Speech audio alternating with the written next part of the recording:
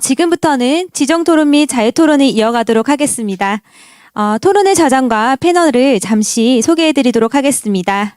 먼저 중앙대 안도희 교수님께서 좌장으로 자리해 주셨으며 토론 패널은 카이스트 과학영재교육연구원의 류춘열 선임연구원님, 다음은 서울대학교 이선영 교수님, 그리고 삼성전자의 이창준 수석연구원님, 마지막으로 인천대학교의 한기순 교수님께서 자리해 주셨습니다. 큰 박수 부탁드립니다. 네, 질의응답은 토론이 끝나고 잠시 시간을 가지도록 하겠습니다. 그럼 지금부터 안도희 교수님께서 토론을 진행해 주시겠습니다. 네, 지금부터 토론을 이어가도록 하겠습니다. 우선 카이스트의 박영근 교수님의 발표 주제에 대해서 지정 토론자분들께서 각각의 관점에서 의견을 나누어 주실 예정입니다. 마지막으로 질의응답 시간을 통해 여러분의 질문을 받고 함께 논의하는 시간을 가지도록 하겠습니다. 우선 지정 토론 첫 번째 분으로 카이스트의 유춘열 박사님이 먼저 5분 동안 지정 토론을 진행해 주시도록 하겠습니다. 발표 내용에 대해서 의견 부탁드립니다.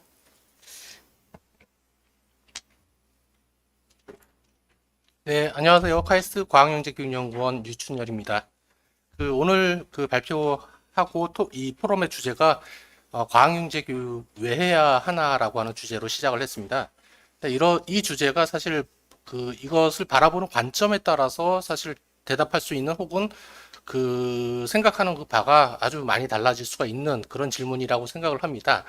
근데 저는 수많은 관점 중에서 보다 좀 과학기술 정책 관점에서 이 과학 영재 교육을 왜 해야 되는지에 대해서 좀 주장을 하고자 그렇게 준비를 했습니다. 우리가 과학영재 교육을 왜 해야 되는가 이런 질문에 앞서서 우리나라는 왜 과학영재 교육을 도입을 했는가에 대해서 좀 우리가 짚고 넘어갈 필요가 있겠습니다. 일단 영재 교육은 1800년대 중반부터 많은 연구자들에 의해서 연구가 되어 왔죠. 그렇지만은 정작 미국이 이러한 영재 교육을 적극적으로 정부 정책에 반영을 시작하게 된 계기는 1957년에 소련의 인공위성 발사로 촉발된 소위 스푸트니크 쇼크에 의해서 영향을 받았다라고 볼 수 있죠. 즉 과학기술에 대한 위협을 받았다라는 겁니다.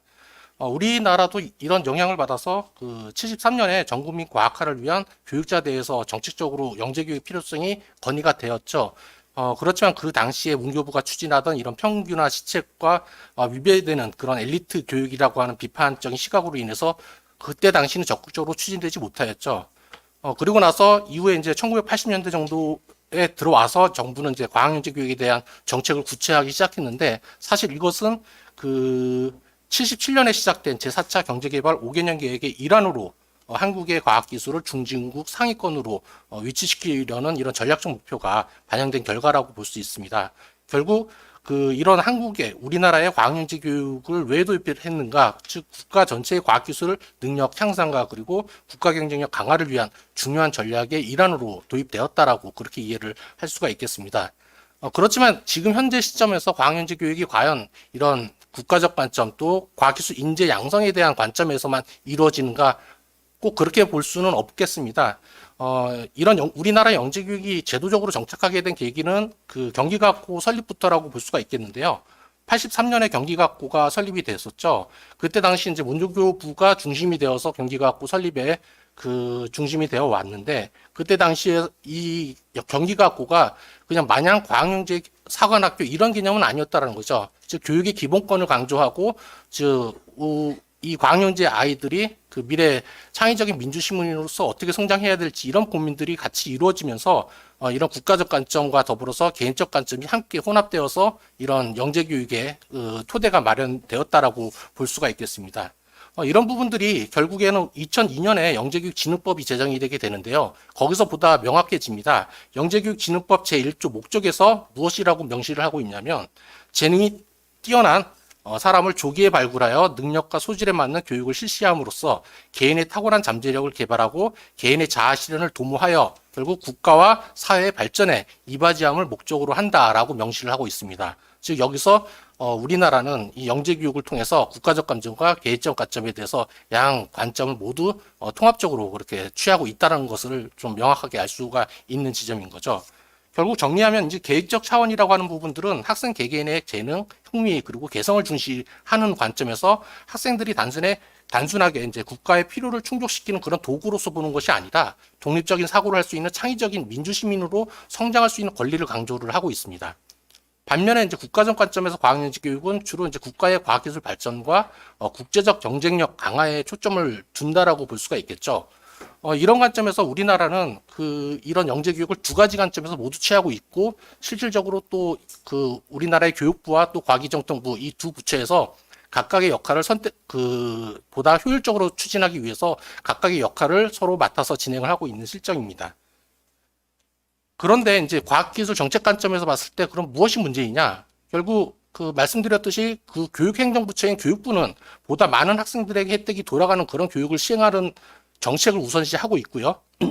과학기술행정부처는 선택과 집중을 통해서 산업 발전에 도움이 되고자 하는 정책을 우선시하고자 하는 그런 형태로 영재교육이 추진이 되어 왔는데 최근 현재 시점에서 2008년에 교육과학기술부가 출범을 하면서 영재교육이 하나의 부처에서 담당하는 과정을 거치면서 이후에 다시 미래창조과학부와 교육부로 다시 나눠지게 되는 그런 형태를 취하고 있다가 최근 들어서 이제 과기정통부로 미래창조과학부가 과기정통부로 다시 또 변화했죠. 이제 그런 과정을 거치면서 정책의 모호성과 그리고 정책의 중복성 이런 문제들이 나타나고 있다는 게 좀 큰 문제가 아닌가 그렇게 생각을 합니다. 결과적으로 우리가 영재 교육을 왜 해야 되는가 이런 관점에서 특히 과학기술 정책 관점에서 이 영재 교육은 미래의 이제 국가 과학기술을 주도하고 선도하는 그런 창의적인 인재를 양성하는 데 목적이 있다라고 저는 생각을 하고 있고요. 근데 그런 목적을 달성하기 위해서 현재 이런 과학영재 교육이 가지고 있는 정책의 모호성, 정책의 중복성 이런 문제들을 해결하는 게 좀 시급한 과제라고 생각을 합니다. 네, 이런 관점에서 말씀을 드렸습니다. 이상입니다. 네, 감사합니다. 유춘열 박사님. 다음으로 서울대학교의 이선영 교수님께 의견을 부탁드리도록 하겠습니다. 네, 안녕하세요. 서울대학교 교육학과 이선영입니다. 오늘 1차 카이스트 과학영재교육 포럼에서 과학영재교육 왜 필요한가라고 하는 굉장히 중요하고 핵심적인 질문에 대해서 토론을 맡게 되어서 기쁘게 생각하고 있습니다. 그러면 토론 시작하도록 하겠습니다. 저는 과학영재교육 태도가 핵심이다라는 주제로 토론을 하려고 하고 있는데요. 박용균 교수님의 과학영재교육 Why and How 라고 하는 주제 발표 내용은 제가 사실은 과학영재교육에 대해서 평소에 가지고 있었던 생각과 의견을 다수 포함하고 있어서 반가움의 마음과 함께 많은 부분 공감할 수 있었습니다. 동시에 안타까운 마음이 들었던 것도 사실인데요. 그 이유는 영재교육이 제도와 법적으로 공식화된 지 25년이 가까운 지금까지도 그동안 문제점으로 비판받아왔던 것들이 여전히 해결의 기미를 보이지 않은 채 반복되고 있기 때문입니다. 영재교육의 성공적인 안착을 위해서 학계를 비롯한 각계각층의 노력이 있어 왔고 그 무엇보다도 정부 지원을 바탕으로 저희가 잘 알고 있는 것처럼 1,400개 이상의 영재교육 기관을 중심으로 양적으로 확대 팽창되어 지속되어 온 것이 우리나라의 영재교육입니다. 이러한 영재교육에 대해서 우리는 어떠한 마음을 갖고 있을까요? 특별히 영재교육 학자로서 영재교육의 성장기를 뿌듯하게 생각하며 이를 자랑스러워하고 있을까요? 아니면 영재교육의 현 모습에 대해서 아쉬움과 불편함 또는 이보다 더한 자책감을 느끼고 있을까요? 토론 원고를 준비하면서 영재교육에 대한 불편한 진실을 다시 한번 체감하게 되었습니다. 이는 비단 영재교육 자체만의 문제는 아니지만 교육을 떠올리면 반복적으로 갖게 되는 양가 감정이기도 합니다.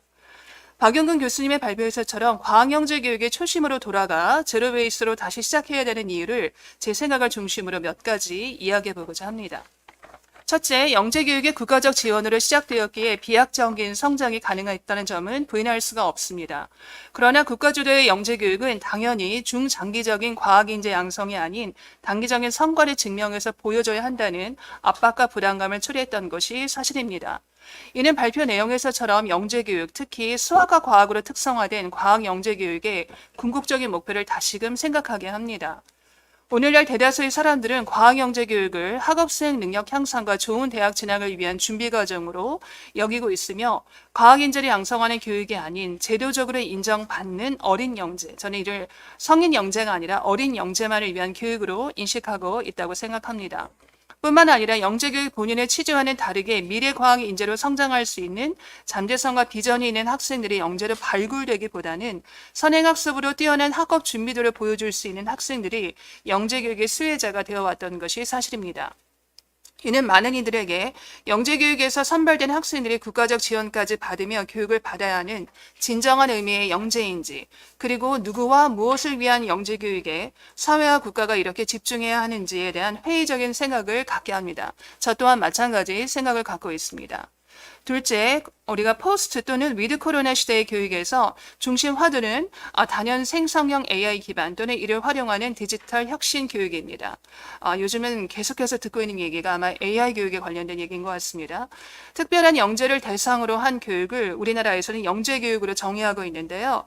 그런 영재교육에서 국가 사회적 변화와 요구가 있을 때마다 무엇보다도 영재교육에 대한 관심과 기대가 고조되고 있는 것은 어찌 보면 당연한 일인지도 모릅니다.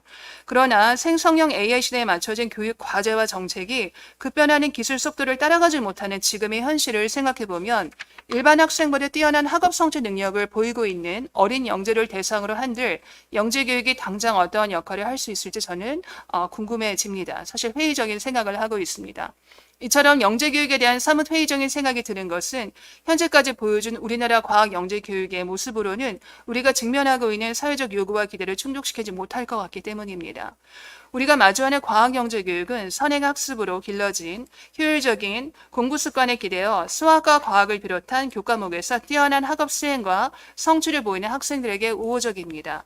더욱이 오늘날 공식적으로 영재라고 불리우는 청소년들은 전문가로 성장하여 나름대로의 전문성을 발휘하기 훨씬 이전에 이미 영재라는 이름으로 영재교육의 혜택을 다각도로 받고 있습니다.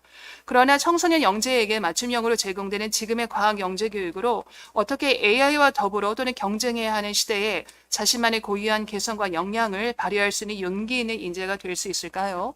AI 시대에 필요한 지식과 기술을 습득하고 활용하는 능력을 기계적으로 배우는 교육만으로 깊게 사고하고 공감하며 창의적이고 이타심을 발휘할 수 있는 인재가 될 수 있을까요? 최소한 지금의 영재 교육으로는 저는 불가능하다고 생각합니다. 과학 영재 교육은 영재이기에 요구하고 기대할 수 있는 태도와 가치관, 전문성 그리고 그 이상의 특별함을 발견시켜주는 교육이어야 합니다. AI 시대에 필요한 인재 양성은 국가 주도이면서 국가 주도이기를 동시에 거부하는 양면적인 속성을 저는 가지고 있어야 된다고 생각합니다. 국가주도 영재교육의 전폭적인 지원과 추진력은 미래 사회를 이끌어갈 과학 인재 양성에 절대적으로 필요하지만 그러한 인재가 품고 있을 저는 이게 굉장히 중요하다고 생각하는데 역량과 인성은 결코 단기적으로 갖춰지는 것이 아닙니다. 인간이기에 사고하고 고뇌하고 공감하고 베풀 수 있는 교양과 품격은 현재까지는 AI로부터 기대할 수 없는 우리만의 것입니다. 여기에 뛰어난 전문적 역량을 갖춘 지적인 영재라면 더할 나위 없이 좋을 것 같습니다. 과학영재 교육이 동시에 나아가 예측할 수 없는 미래 사회를 이끌어 나갈 인재를 육성하는데 진정으로 공을 들인다면 저는 과학영재 교육은 필요하다고 생각합니다. 그러나 지금의 모습보다는 한층 더 여유롭고 관대했으면 좋겠다고 생각합니다.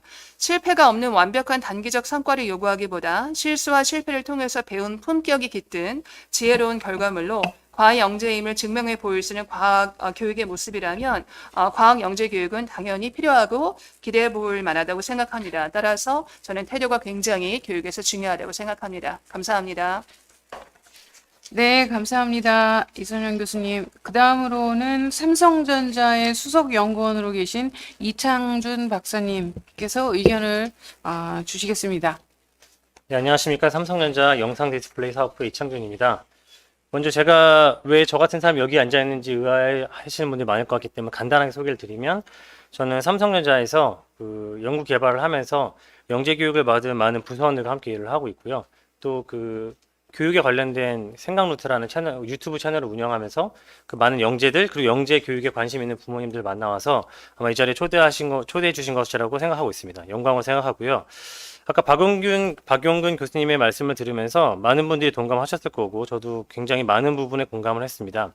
근데 이제 어떤 학부모님들은 공감하지 못하신 부분들 분명히 있었을 텐데, 그 이유는 아마도 박용근 교수님처럼 팽팽 놀다가 고등학교 1학년 때 각성해서 좋은 대학을 가고, 또 팽팽 놀다가 대학교 2학년 때 각성해서 세계적인 석학과 경영자가 되는 것은 아무에게나 있는 것이 아니기 때문에 아마 영재교육에 궁금해하신 분들도 공감이 안 가실 뿐만 아니라, 또는 동시에 그것이 영재교육의 필요성을 이야기해 주는 것이라고 저는 생각을 합니다. 그 박용근 교수님 같은 영재들, 걸러져서 교육받지 않았음에도 불구하고 영재성을 발휘하는 사람들이 어떤 위치에 앞으로 있을 것인지에 대해서 저희는 고민해 볼 필요가 있다고 생각합니다. 저는 해외에서 박사과정을 마치고 이제 한국의 기업에 입사하기 위해서 굉장히 노력을 많이 했는데, 가는 곳마다 면접에서 빠지지 않고 듣는 질문이 하나 있었습니다. 뭐냐면, 스펙도 좋은데 왜 교수를 안 하고 회사로 오려고 하느냐. 이 질문을 굉장히 많이 받았습니다. 아마 10군데 넘는 회사의 면접을 봤는데 10군데 모두에서 이 질문을 받았던 것 같습니다. 저희의 머릿속에는 아마도 영재들은 나중에 커서 그 연구소 또는 학교에서 굉장히 깊게 연구를 할 것이다 라고 생각을 하고 있다고 저는 생각합니다. 그런데 이미 시대는 바뀌었고, 영재들이 사기업에서 일하는 비율이 예전보다 훨씬 높아졌을 뿐만 아니라 사기업이 연구를 이끌어가고 있는 분야도 심지어 많이 생기고 있습니다.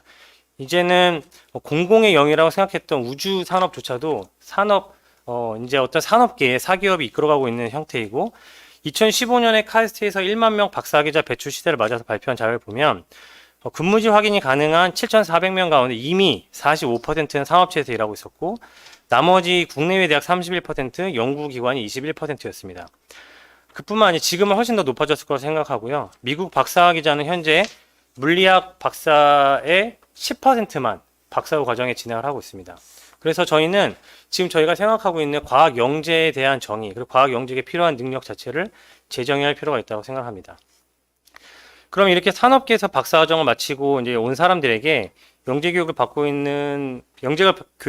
온 인재들에게 바라는 바가 무엇인지 생각해 볼 필요가 있는데, 중고등학교 때 배우는 과학적 탐구, 문제 인식, 가설 설정, 탐구 설계 수행, 자료 해석, 결론 도출에서 뛰어난 능력을 발휘하기를 기대하는 것은 물론입니다.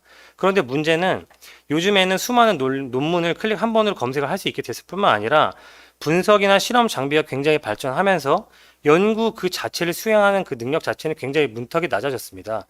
예전에는 굉장히 뛰어난 연구자들만 할 수 있었던 작업들을 이제는 장비들의 도움을 받아서 많은 사람들이 할 수 있게 되었기 때문에, 그런 분들은 대부분 회사에서는 조직을 관리하는 사람, 그리고 경영자로서의 역할을 기대를 받게 되는 것이 현재 사실입니다. 그런데 제 부서원들만 하더라도 과학 영재로 선발되어서 우수한 사람들 사이에서 있었던 사람에게 조직에 대한 관리, 그 다음에 어떤 그 면담을 계속하는 그 과정들을 맡겼을 때 굉장히 부담스러워하고 뒤로 물러나는 것이 사실입니다.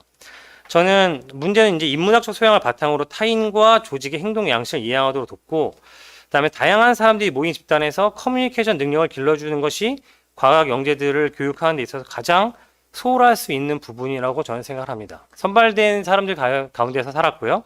또 혼나본 적 없는 그 친구들이 가장 책임을 많이 져야 되고 가장 다양한 사람들과 부딪혀야 하는 그 분위기에 들어가야 하는 현실을 저희는 마땅히 영재 교육의 어떤 전제로서 깔아야 된다고 생각합니다.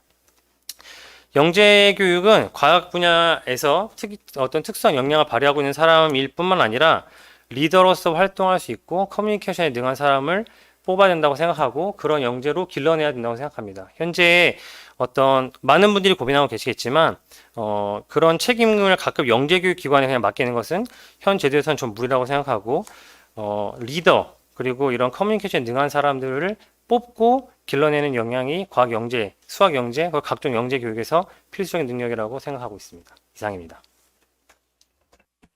네, 감사합니다. 그럼 이제 마지막으로 인천대학교 한기순 교수님이 오래 기다리셨는데요.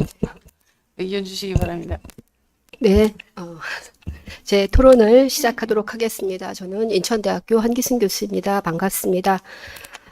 저는 이제 개인적으로 비판은 근본적으로 대안은 구체적으로, 실천은 대중적으로라는 말을 좋아하는데, 오늘 이제 어떻게 보면은 이제 영재 교육이 상당히 이제 어려움이 많이 있기 때문에, 아마도 박용근 교수님께서 영재 교육 제로 베이스로 다시 시작해보자, 뭐 이런 이제, 그 화두를 던지신 것이 아닌가라는 생각이 드는데, 오늘 이 시간을 통해서, 그리고 요 포럼이 시리즈로 열리는 것으로 알고 있는데, 요런 시리즈를 거치면서, 영재 교육의 어떤 해법이, 뭔가 이렇게 모색될 수 있는 그런 의미 있는 시간이 되기를 조금 바라봅니다. 잘 기억은 안 나는데 한 10년 전인가 한국영재학회가 이곳 카이스트 문지 캠퍼스에서 열렸던 것으로 기억을 합니다. 한 10년 전에 저희 이제 학회 학술대회의 제목이 영재교육의 위기와 해법이었던 걸로 기억을 하는데, 그 이후로 한 15년의 시간이 흘렀는데도 영재교육이 해법은 없고 쭉 위기가 이어지는 것 같아서 또 그런 부분들도 참 안타깝기도 하고, 또 영재교육을 공부하는 한 사람으로서 또 마음도 아프고 그렇고, 또 책임감도 또 느껴지고 그렇습니다. 근데 또 한편으로는 이제 요즘에 또 그런 생각이 많이 드는 것 같아요. 우리가 영재교육에 대한 걱정, 영재에 대한 걱정은 약간 연예인 걱정과 사람들이 비슷하게 생각을 많이 하는 것 같아요. 그러니까 쓸데없는 걱정이다, 알아서 잘할 텐데, 그런 인식이 진짜 계속 영재교육 시작부터 이렇게 발목을 잡고 있는 이제 그런 부분들도 있는 것 같고, 또 이제 영재교육이 코로나를 겪으면서 더 인식이 안 좋아진 것 같아요. 그러니까 코로나를 겪으면서 영재교육이 온라인화되고, 그 온라인을 또 이제 이렇게 많은 대중들이 이렇게 접하면서 영재교육 이렇게 하는 거였어? 라는 어떤 인식이 영재교육에 대한 어떤 부정적인 시각을 조금 더 이렇게 막 부각시키지 않았나, 뭐 이런 생각이 좀 들기도 하면서, 아무튼 모쪼록 이런 자리가 영재교육이 앞으로 더 잘 지속 가능하게끔 아름다운 해법들이 모색되기를 바라보면서, 예, 제 그 토론을 원고를 중심으로 말씀을 드려보도록 하겠습니다. 영재 교육은 진짜 겨울이 가고 봄이 오고 여름이 와도 계속 겨울에 옷을 입고 있는 모양새인 듯한 인상을 받습니다. 전통적인 학교에서보다 유튜브 등 온라인을 통해서 지식을 공급받고 있는 세상에 사는 학생들에게 요즘 학교가 과연 흥미가 있을까? 영재 교육은 의미 있을까? 진지한 고민이 요구되는 그런 시대입니다. 작금의 영재 교육은 우리 이선영 교수님께서도 말씀하셨지만 2000년 영재교육진흥법 시행령 통과 시의 모습 거의 그대로이고, 오히려 그 당시는 이제 새로운 영재 교육이다 보니까 나름의 열정과 호기심이 있었던 것 같은데, 그러한 열정과 호기심이 좀 사그러져 있는 것은 아닌가, 오히려 반성이 필요한 시점이라고 생각이 듭니다. 1인 세대가 1000만을 돌파했고 5세대 중 2세대는 나 혼자 산다를 하고 있다고 합니다.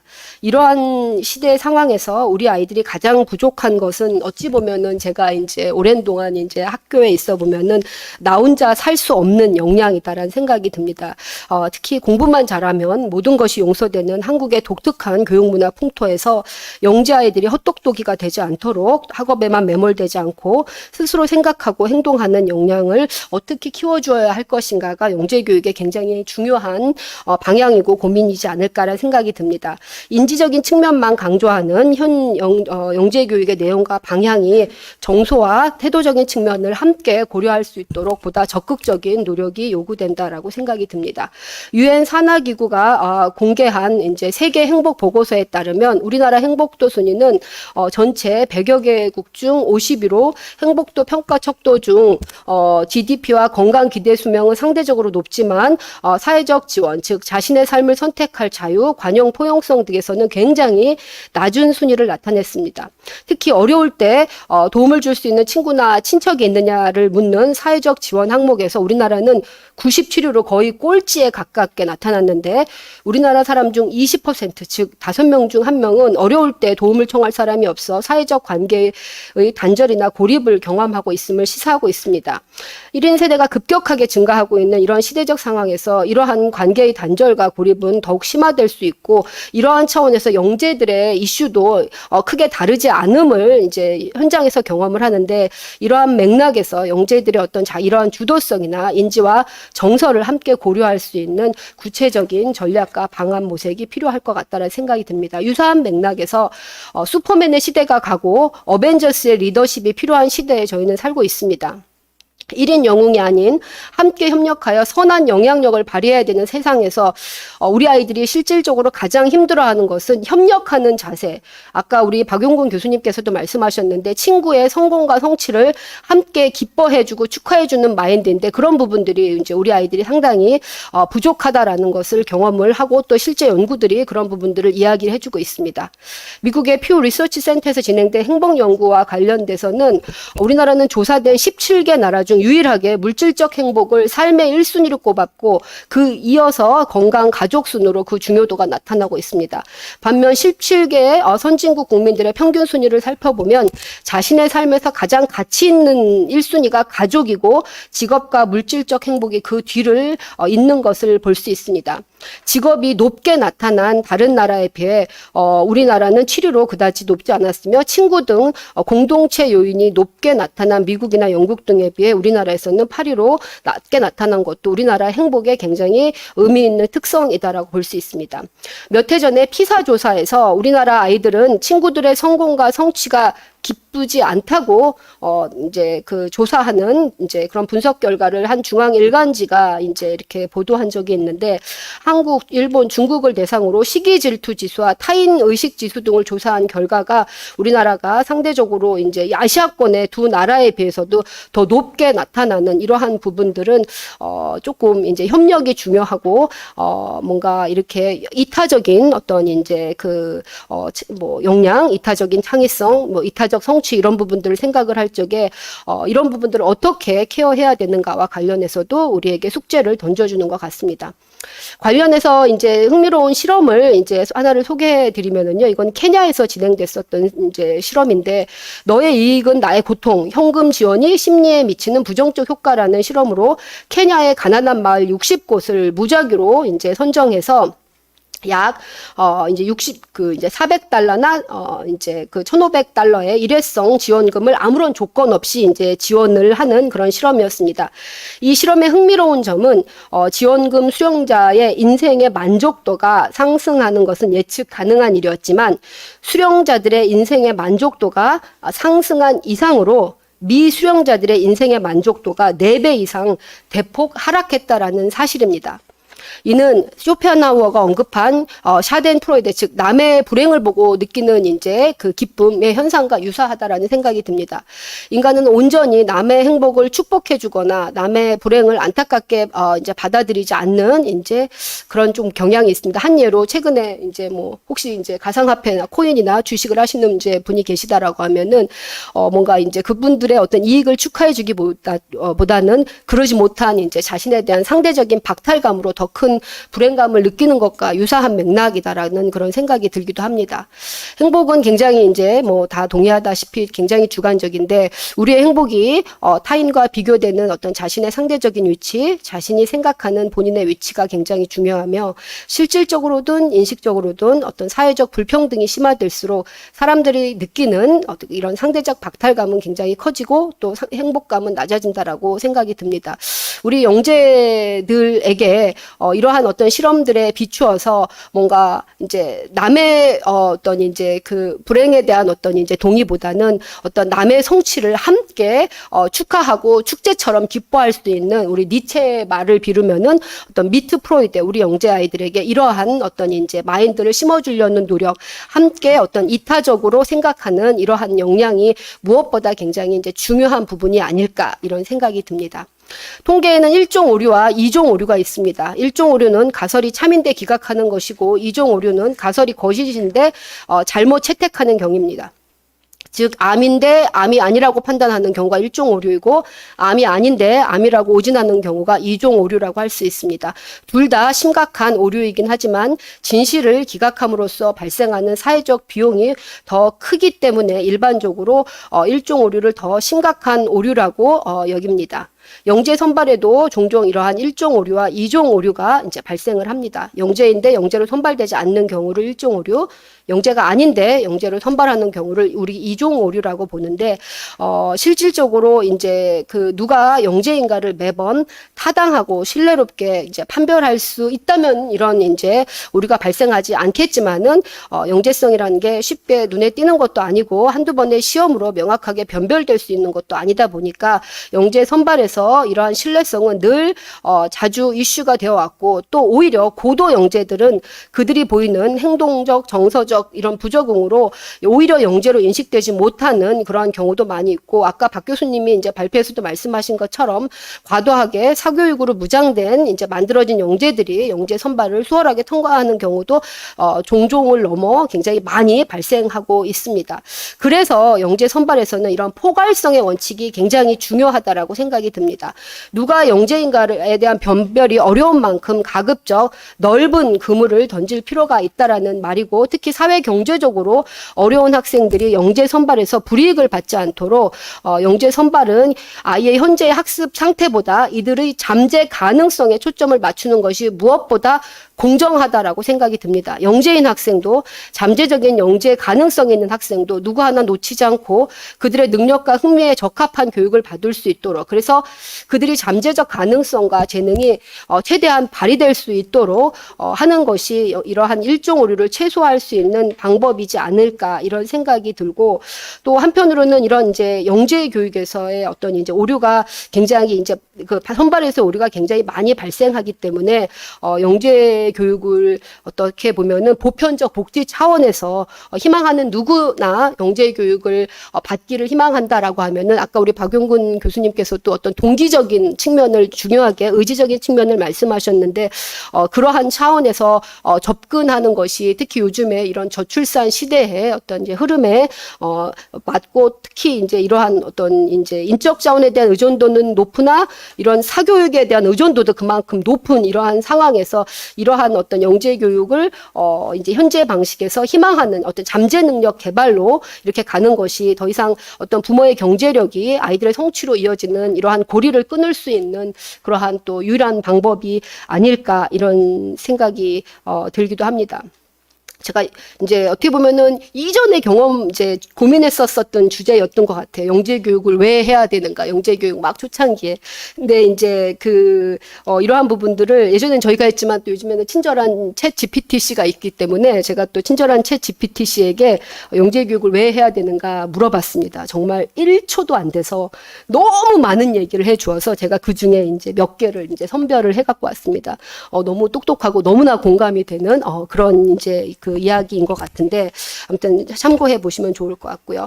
영재 교육을 왜 해야 되는가? 저는 이제 영재 교육은 인간에 대한 예의다라는 생각이 듭니다. 여기서도 밥을 한 그릇 드시는 분이 계시고 두 그릇 드시는 분이 계시고 밥보다는 국수를 선호하는 분이 계시고 그것에 대한 어떤 이제 선호도를 에 맞춰서 우리가 식사를 하는 것처럼 우리 교육은 어떤 개인의 능력과 흥미에 맞는 어떤 교육을 받을 수 있는 권리를 이제 우리 헌법에서도 보장하고 있기 때문에 그러한 차원에서 영재 교육을 이해하고 받아들이고 또 그럴 만큼 또 우리 사회가 성장하지 않았나. 그래서 저는 영재 교육을 왜 받아야 되는가. 인간에 대한 예의가 아닌가 이런 생각이 들고 영재 교육을 하느냐 마느냐보다 더 중요한 것은 영재 교육이 어떻게 이루어지고 있는가에 대한 문제인가가 아닌가라는 생각이 들고 영재 교육에 대한 이제 우리가 그동안 쓴 매몰 비용이나 앞으로 또 발생될 기회 비용 등을 생각을 할 때 자금의 영재 교육에 대한 인식과 효과 등에 대한 아쉬움이 뭐 없는 것은 아니지만 오늘 이러한 이제 포럼의 자리를 통해서 향후 방향 설정에 대한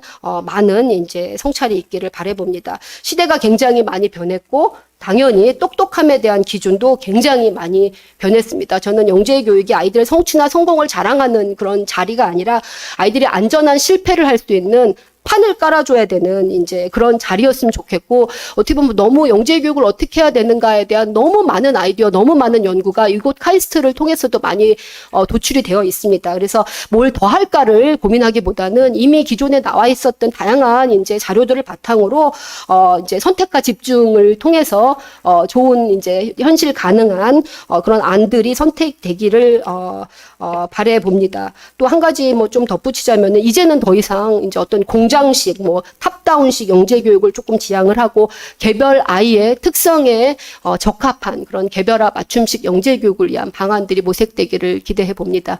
예, 감사합니다. 네, 감사합니다. 한기순 교수님. 자, 이제부터 질의응답 시간을 갖도록 하겠습니다. 참석자 여러분께서 여기 온라인으로 참석하시는 분들도 계시는데요. 발표나 토론에 대해서 궁금한 점이나 추가로 논의하고 싶은 사항이 있으시면 질문해 주시기 바랍니다. 질문이 있으신 분들은 우선 성함과 소속을 먼저 말씀해 주시고 해주시면 감사하겠습니다. 우선 플로어에서 질문이나 뭐 추가적인 논의하고 싶은 사항이 있으시면 편히 말씀해 주세요. 네, 토론에 참여해 주신 선생님들 5분 제한이 있어서 충분히 말씀을 못 나누신 것 같은데 지금부터 시간 제한 없이 자유롭게 말씀하실 수 있으시니까 아까 뭐 충분히 논의를 못했다 싶으신 내용이 있으시면 지금 편히 말씀해 주시면 감사하겠습니다.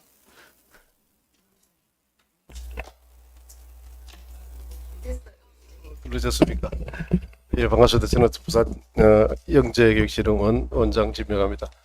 제가 현직에 있다가 퇴직을 했다가 금년 3월부터 다시 진흥으로 일을 하게 됐습니다.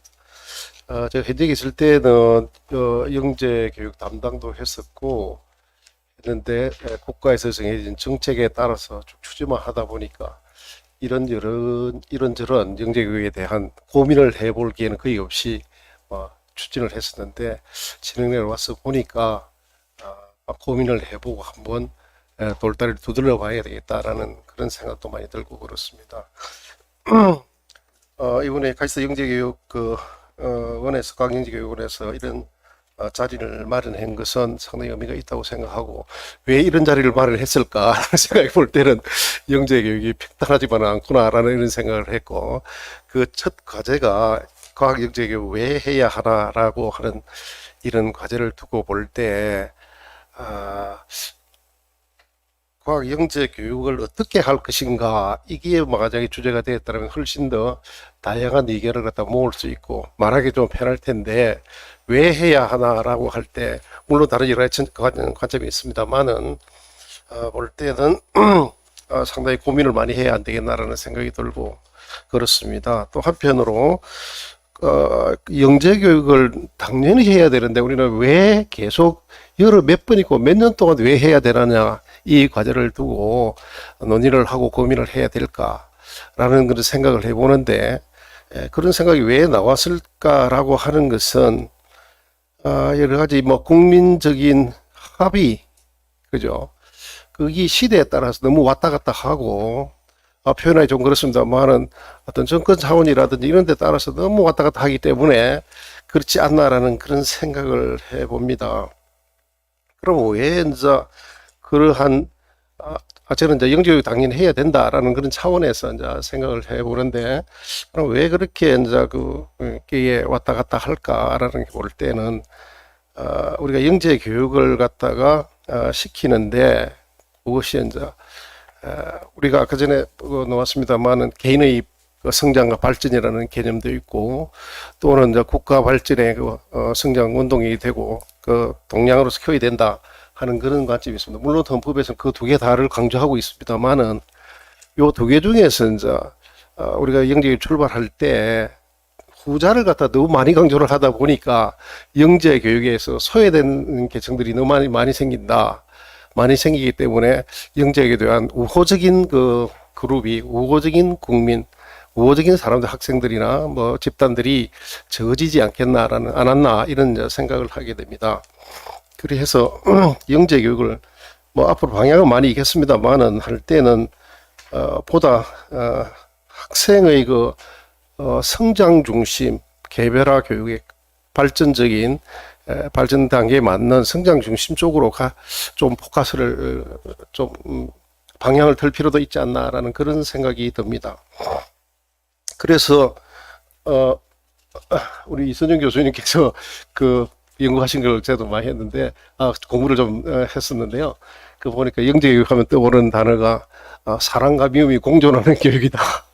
저도 상당히 그 공감을 많이 하고 있고 국가적인 차원에서 사랑을 갖고 많이 추진을 해야 되는데 이게 어떤 부정적인 또는 편향된 시각을 갖고 보는 입장에서는 미움의 대상이고 특권적 교육이 되고 하는 그런 것 때문에 제가 볼 때는 이걸 조금 더 편향된 시각을 갖다가 보다 더 완화시키면서 국민적 합의를 도출해내는 그런 노력을 실행돼야 되지 않겠나라는 생각에서 저는 그래서 그 교수님께서 연구하신 그 수월성 영재교육하는 그 개념을 읽었습니다. 그래서 수월성 교육이라는 것이 공부 잘하는 아이만 모아서 공부하는 게 아니고 전체 학생들이 다 한 단계 더 성장을 갖다가 추구하는 그런 교육이기 때문에 그런 차원에서 영재교육을 추진을 한다면 보다 더 우리가 어떤 국민적인 합의, 프렌들리한 영재교육을 할 수 있지 않을까라는 그런 생각을 개인적으로는 해보고 있고 아직 100% 정리는 안 됐습니다만 일단은 그렇게 생각을 합니다.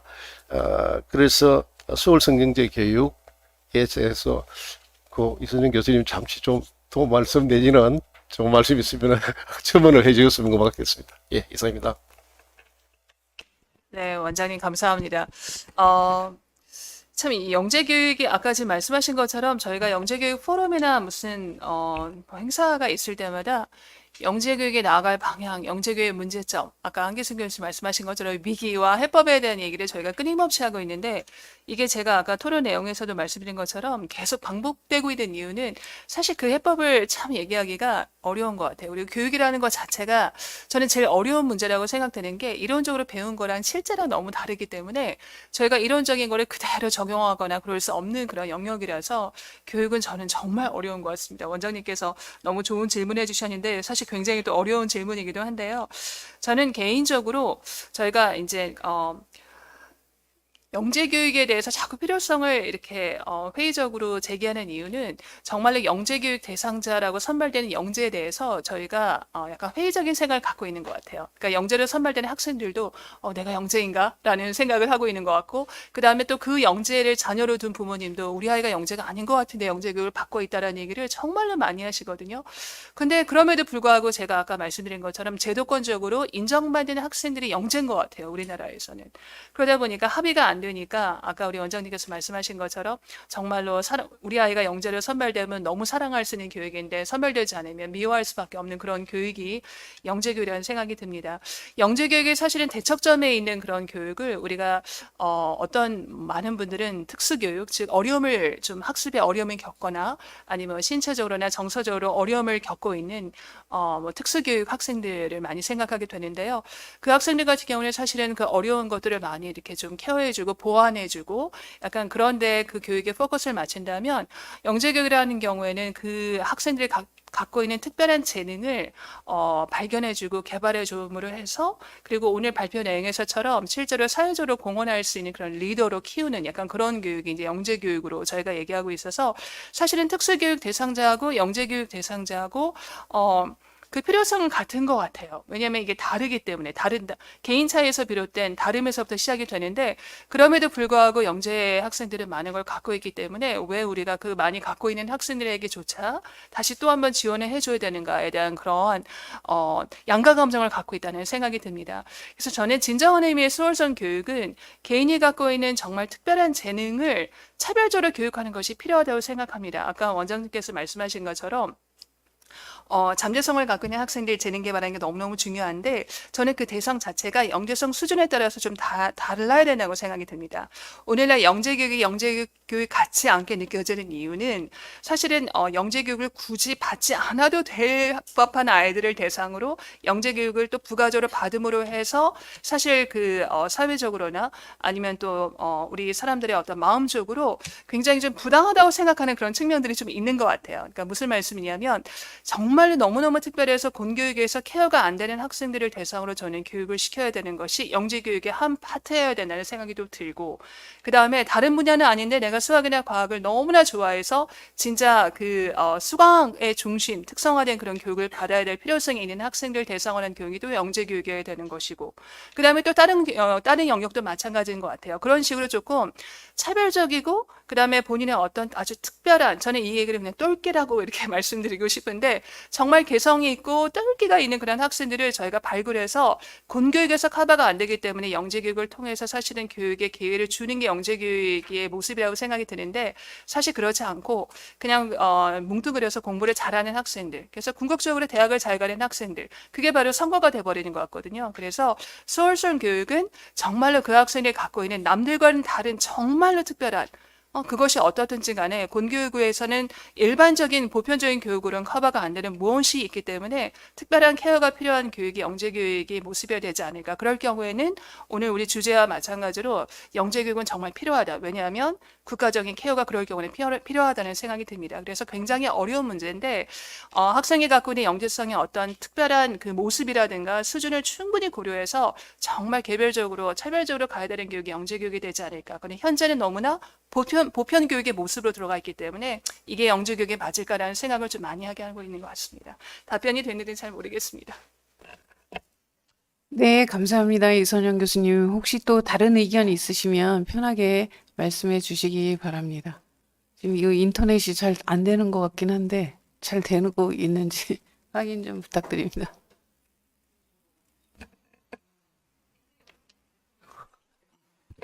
제가 인터넷이 잘 안 된다 그래서 좀 질문을 빨리 드리려고요. 제가 이제 말씀드리는 것은 이제 이창준 수석 연구원님께 좀 좀 아이디어를 좀 요청드리고 싶은데요. 토론을 통해서 이게 영재 교육을 왜 해야 하는가에 대한 질문이 개인적인 입장에서 또는 이제 국민 한 사람으로서 입장에서 봤을 때는 당연히 해야 되는데 이런 질문을 왜 하지라고 반문을 할 수가 있을 것 같은데, 국가적인 차원에서 국가 관리자 또는 이제 국가가 봤을 때는 이 필요성이 뭔가에 대해서 충분히 질문할 수 있다라고 또 생각이 돼요. 특히나 이제 학령 인구도 많이 줄어들고 있고, 그리고 이제 현실적으로 실제 나타나는 현상 중에 이공계 박사 학위자가 많이 이제 부족하다는 이슈가 대두되고 있어요. 그러다 보니까 과학영재 교육을 영재 교육을 왜 해야 되는가에 대한 그 질문 자체가 필요하다면 어떻게 이것을 지원해야 되고, 또 과학 영재 또 영재들을 어떻게 양성하고 길러내야 하는가에 대한 이제 질문이 국가는 할 수 있을 것 같아요. 국가라면.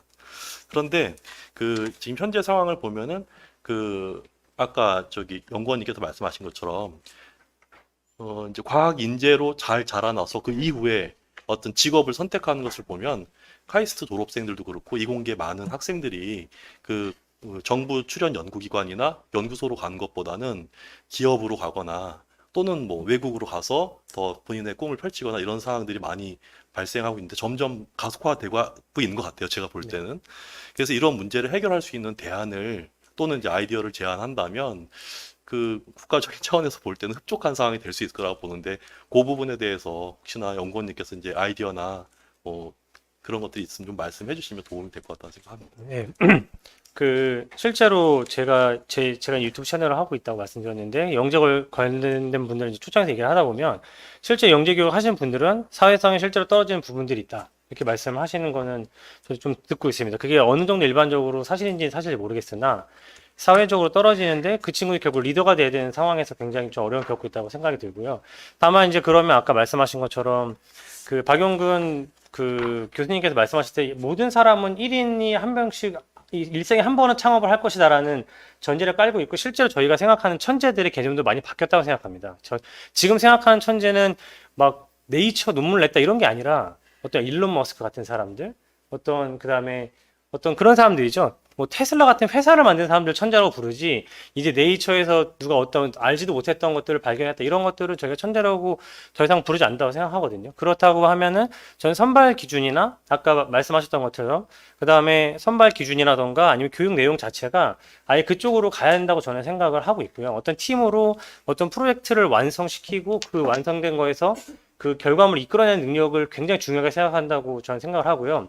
특히 산업체에서 일을 하다 보면은 흥미로만 할 수 없는 부분이 굉장히 많이 있습니다. 근데 제가 이제 영재에 대해서 저도 공부를 하다 보면은 가장 필수적이면서도 가장 어려운 부분은 과제 집착력이라고 생각을 하거든요. 근데 지금 사실 그 과제 집착력을 부모님들이 대신 해주고 있고 이제 그런 친구들 영재 선발 기준으로 많이 삼고 있는 것을 저는 보고 있는데, 전 영재 선발 기준 자체를 그런 프로젝트 위주로 해주고, 저는 또 개인적으로 어떤 생각을 했냐면 과학 영재 교육을 받은 친구들에게 오히려 지금은 사실 어떤 여러 가지 공감대 때문에 입시에 대한 특혜를 많이 못 주고 있다고 저는 생각하는데, 창업이라던가 창업 교육에 대한 특혜를 주거나 아니면 그런 쪽을 보육을 해주는 건 어떤가 저는 생각을 많이 하고요. 또 기업들이 그런 친구들을 애초에 프로그램을 좀 만들어주도록 권장하는 것도 저는 필요하다고 생각합니다. 경영자 교육이라던가 아니면 어떤 그 리더십 교육을 좀 시켜주는 것들은 굉장히 필요하다고 생각을 하는데, 그래서 저는 정말 제가 전문 분야가 아니라 대답을 할 수 있었는지 잘 모르겠는데, 말씀하신 대로 애초에 선발 기준부터 바뀌어야 한다고 생각합니다. 그리고 창업을 권장하는 것. 그리고 사실은 이제 그 옛날에 영재교육에 부모님들이 많이 보내고 싶었던 건 입시에 대한 불안감 때문에 많이 보냈었던 건데, 지금 아이들을 이제 영재교육을 잘 보내지 않는 건 저도 이제 학부모 입장에서 보면은 오히려 입시에 대한 불안감이 있거든요. 영재교육을 보냈다가 입시에 손해를 보는 친구들이 제 주위에 많이 오고, 영재학교 보냈다가 입시 망했다고 저한테 찾아오시는 부모님들 실제로 많이 있습니다. 그런 불안감들은 반드시 국가가 해소를 해줘야 되는 부분이라고 저는 생각을 하고 있고요. 네. 대답이 됐는지 모르겠습니다. 네. 예, 저도 약간 좀 파격적인 화두를 하나 좀 던지면, 이제 여기 오늘 지정 토론 오신 분들이 한번 좀 응답을 해줬으면 좋겠는데, 제가 이렇게 글을 읽다 보니까 요즘에 탁 꽂힌 말이, 목적이 통일이 안 되면 수단은 논의할 수가 없거든요. 지금 또 우리나라 영재교육이 딱 그런 상황 같아요. 영재교육, 그래서 아마 이제 이 첫 화두도 아마 이렇게 영재교육 왜 해야 되냐, 목적이 뭐냐 하는 거죠.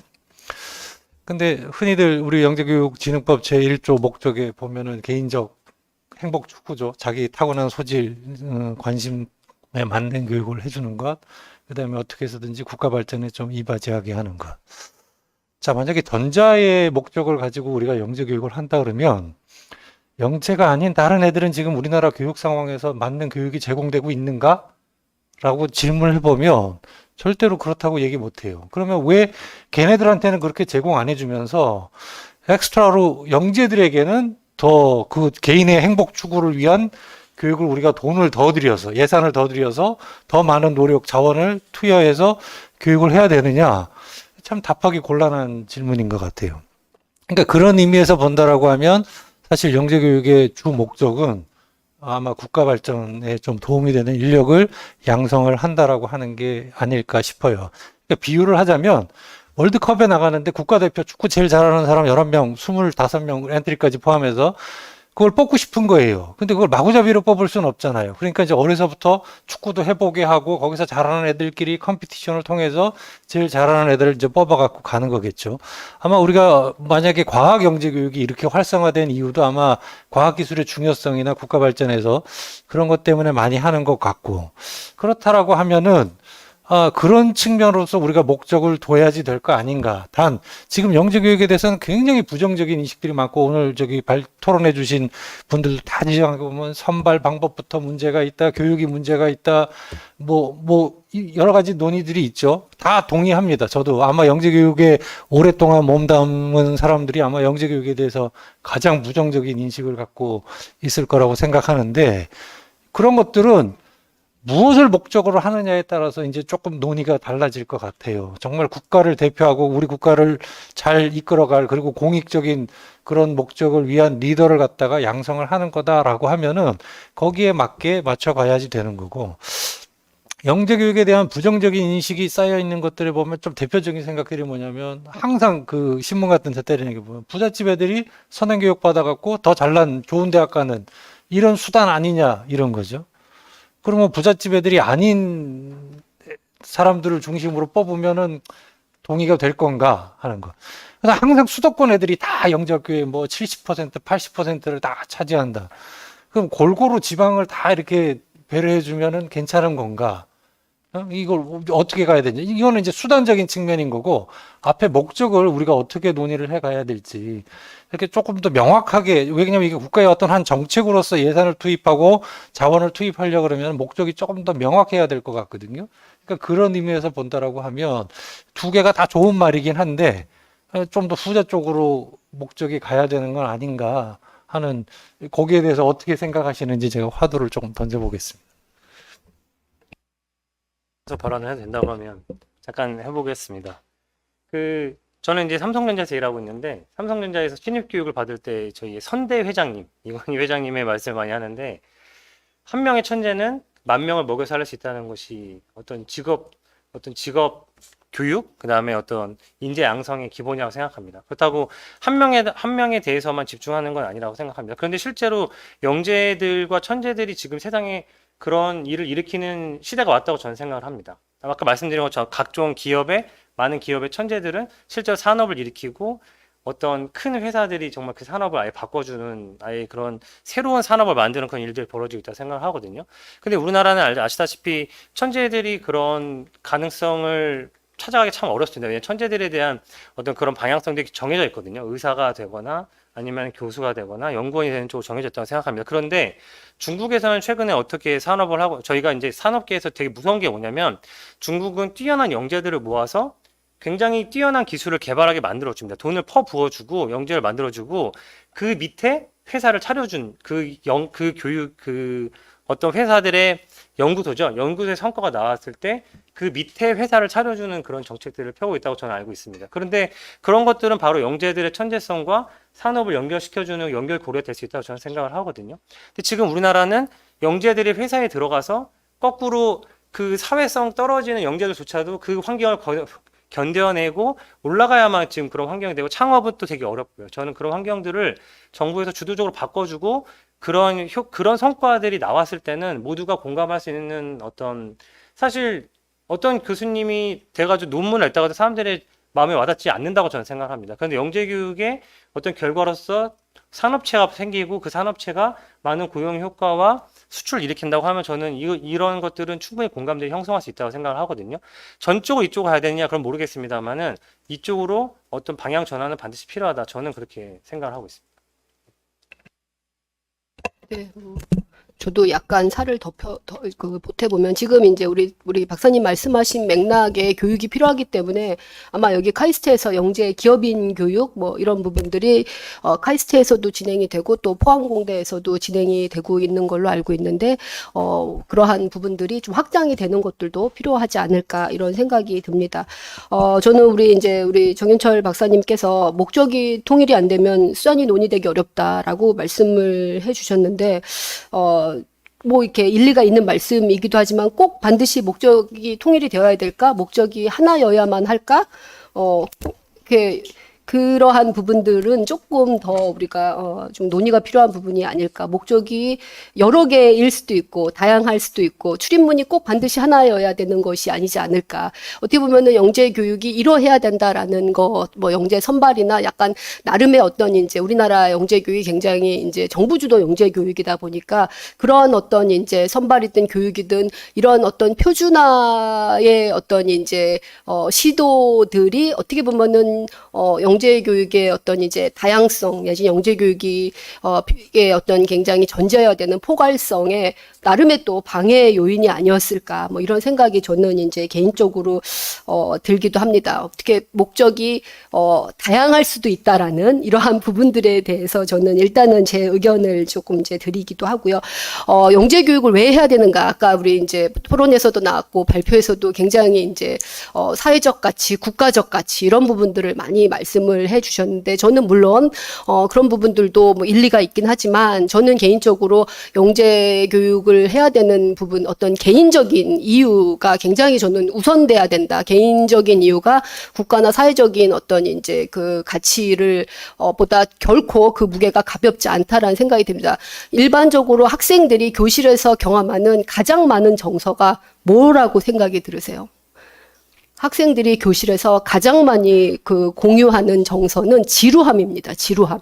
실제로 일반 아이들도 지루함을 많이 느끼지만 아마 여기 뭐 워낙에 이제 뭐 이렇게 우수하신 분들이 많이 계시니까 이제 학교 다니시면서 지루함에 대한 어떤 이제 그 이제 어려움 이런 것들을 많이 이제 이제 겪으셨을 텐데 영재들이 일반 학급에서 이제 뭐 낭비라는 표현은 좀 뭐하지만은 이제 자신의 어떤 이제 이렇게 니즈나 자신의 흥미, 자신의 수준에 적합하지 않는 교육을 받으면서 겪었을 그러한 어떤 이제 어려움 이런 부분들에 대한 이제 그 보완 그런 부분들에 대한 대응 뭐 이런 차원에서도 우리가 영재 교육의 어떤 이제 필요성을 충분히 이제 생각을 해 볼 수 있지 않고 그러한 어떤 이제 반대급 그러한 맥락에서 다양한 우리나라의 이제 영재 교육과 함께 다양한 어떤 이제 그 이름의 어떤 교육들이 이루어지는 것이 아닐까 뭐 이런 이제 생각이 드는데 저는 이제 아무튼 그런 이제 그 차원에서 영재 교육을 아까도 제가 이제 토론하면서 말씀드렸지만은 영재 교육도 특수교육만큼이나 보편적 복지 차원에서 이루어질 필요가 있지 않을까라는 이런 생각을 말씀드려 봅니다. 그런 차원에서 저는 이제 한편으로는 이제 여기 뭐 카이스트가 주관이 돼서 운영이 되고 있는 영재 키움이나 내지는 저 인천에서는 사이버 영재 교육원을 운영을 하고 있습니다. 인천시 교육청에서 지원을 해주셔서 인천은 전국에서 전국 시도에서 유일하게 초등 전학년 1학년부터 6학년까지 희망하는 학생들이면 누구나 영재 교육을 받을 수 있는 이제 기회를 일단은 제공을 합니다. 거기서 이제 아이들이 아유 재미없어 안 해. 라는 친구들은 이제 그 멈추는 것이고, 이제 영재적인 어떤 가능성은 조금 부족했지만 그러한 교육을 통해서 아까 어떻게 말하면 이제 동기적인 의지, 뭐 내지는 의지적인 이제 측면이 또 막 이제 배가 돼서 뭐 이제 조금 더 이제 그런 교육을 통해서 개발이 되는, 잠재 능력이 개발이 되는 친구들도 있겠죠. 그래서 어찌되었건 저는 의지가 있거나 그러한 친구들에게 영재 교육의 기회를 열어주는 이러한 부분 내지는 일반 학교 아이들의 흥미가 이제 일반의 교육에서 이루어지는 이제 국영수사과가 아닌 다른 어떤 AI나 로봇이나 뭐 공학이나 그런 쪽에 있는데 그런 부분들에 대해서 일반 교육이나 보편 교육이 제시해주지 못하는 이러한 부분들을 영재 교육을 통해서 이제 그 제공해준다라고 하면은 그러한 부분들을 통해서 아이들의 어떤 잠재 능력을 개발할 수 있는 계기가 될 수 있거나 발판이 될 수 있다라면은 그것으로 또 영재 교육이 또 그 역할을 할 수 있지 않는가 이런 생각이 들기도 합니다. 그 미국의 교육과 관련돼서 보면은 특수교육 예산은 계속 늘어와요. 그러니까 아마 인간의 보편 가치일 겁니다. 힘들고 어려운 사람은 조금 더 지원을 많이 해준다라고 하는데. 근데 미국도 우리나라랑 마찬가지로 영재교육 예산은 점점점 줄어갔고 저소득층 영재를 지원하는 예산밖에는 남아있지 않죠. 근데 이 두 교육이 우리가 정규분포의 양극단인데 큰 차이점이 있어요. 특수교육은요, 절대 기준을 갖고 있습니다. 이 기준이 충족되면 전부 다 특수교육 대상자가 돼요. 영재교육은 상대성이 좁은 문 안에 들어가느냐 못 들어가냐 하는 차이가 있는 거거든요. 그 들어가면 영재인 거고 못 들어가면 영재가 아닌 거고. 그러다 보니까 어떻게 되냐면 못 들어간 사람은 다 영재교육에 대해서 부정적이에요. 필요성을 인정했다가 내가 못 들어간 순간 저런 교육은 필요 없어 이렇게 나오는 거죠. 그래서 물론 지금 뭐 한교수 교수님이 말씀하신 것처럼 지금 이제 근데 그거는 좀 더 시간이 없어서 그렇지만 깊게 좀 토론해 볼 필요가 있는 것 같아요. 이게 지금 터미놀로지가 다르면 토론이 안 되는 것처럼 목적이 다르면 수단이 어느 것이 맞냐 틀리냐를 논의하기가 저는 좀 굉장히 어렵다고 생각하는데 물론 지금 현재 일정 규모 애들을 미리 선발해 갖고 교육을 제공해 주는 거에서 많은 부작용이 있다라는 건 뭐 인정을 하고 그래서 이제 저희 카이스트 같은 경우에도 이제 교육 후 선발이라 그래서 장기간 교육 서비스에 네가 원하면 한번 서비스에 참여해 봐. 그래서 정말 재능이 있고 열정이 있으면 그런 애들에게 계속 뭐 교육을 제공을 해주는 것처럼 이거는 이제 영재를 대상자를 선정하는 방법에 있어서 좀 다른 거고 그렇다고 하더라도 여하튼 우리가 교육 목적과 영재 교육의 목적과 관련돼서는 좀 더 명확한 생각을 갖고 합의를 해 가야지 되지 않을까 하는 그런 생각입니다. 네, 저도 추가적으로 한 말씀을 좀 한기순 교수님의 발언에 좀 관점이 다른 그런 말씀을 좀 드리고자 하는데 아까도 제가 이제 그 말씀을 드렸듯이 우리나라가 영재교육을 왜 도입을 했는가. 결국 국가 발전, 그리고 미래 사회를 또 미래 과학기술을 이끌어갈 인재를 육성하기 위한 목표가 다분하게 그 목적이 되어서 우리나라가 영재교육을 정책적으로 채택을 하고 거기에 국가 예산을 투입을 하고 있다라는 거죠. 근데 결국 우리는 이 세금을 가지고, 국민의 세금을 가지고 영재교육을 하고 있습니다. 만약에 우리나라가 이런 세금, 이런 국가 자원이 정말 풍부하고 모든 학생들 대상으로 이런 과학기술 분야에 정말 고품질의 교육을 제공을 하고 기회를 줄 수 있다라고 한다면은 모든 학생들 대상으로 원한다면 다 제공을 해야 되겠죠. 근데 문제는 예산은 한정돼 있다라는 거죠. 세금도 한정되어 있고. 우리가 지금 국방정책이 하나 있죠. 국방정책이 있죠. 지금 당장 전쟁이 일어난 건 아니지만 앞으로 일어날 전쟁에 대비해서 국방정책 예산을 계속 투입을 하고 있죠. 저는 사실 비슷한 개념이라고 봅니다. 우리나라는 어쨌든 자원이라든지 이런 부분에 대해서 여러 다른 그 나라보다 많이 이제 협소하고 결국 인적 자원에 모든 것을 걸어야 될 수밖에 없는 그런 한계를 가지고 있는 국가이기 때문에 그런 인적 자원을 우리가 국가적으로 그 예산을 투입을 해서 정말 나라를 이끌어가고 나라를 그 또 미래 그 인재를 양성하기 위한 목적으로 예산을 투자를 한다라고 보는데 물론 그렇다고 해서 그런 개인적인 관점에 아니면 이제 그 과학영재들이 혹은 자기가 원하는 그런 교육 또 학교에서 충족이 되지 않는 교육을 하기 위한 목적으로 간다라는 것이 틀렸다라고 얘기를 하는 건 아닙니다. 근데 국가 예산이 들어간다라고 하는 관점에서 국가 예산을 어디다 투자를 할 거냐 결국 그 목적은 저는 그런 미래 인재 양성에 있다라고 생각을 하는 거죠. 그래서 그런 부분에 대해서 목적은 다를 수 있겠지만 우리가 그 더 상위에서 국가가 왜 예산을 여기에 투자를 하는가라고 하는 부분도 좀 더 고민을 한번 해봐야 될 것이 아닌가라는 생각이 듭니다. 네, 사실 국가의 예산은 여러 아이들한테 다양한 형태로 지원이 됩니다.